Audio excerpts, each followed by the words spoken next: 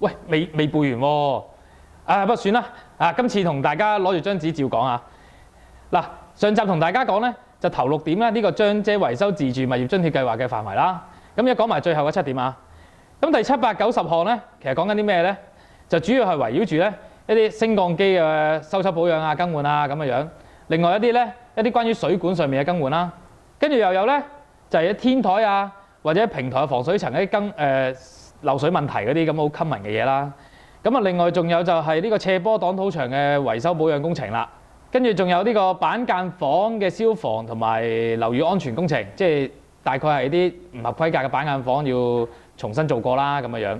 咁跟住好重要嘅第11點咧，就係咧同呢啲工程相關嘅一啲之前嘅勘測工程啊，或者專業服務嘅上邊咧，即係顧問服務咧，都可以包括喺裏邊嘅喎。第12點咧，就係因為呢啲以上嘅項目而跟進嘅工程咧，都可以包喺裏邊嘅。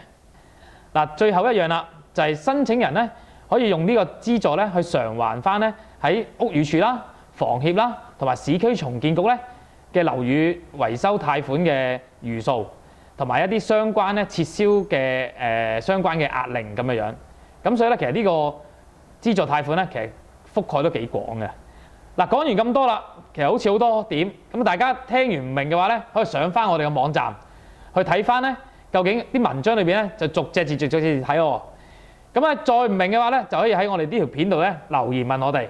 咁我哋有專業嘅顧問咧去解答翻大家嘅。咁啊，今日咧講到咁多先，下集同大家講點樣申請呢個長者維修津貼嘅計劃。其實度尺真係好鬼辛苦㗎。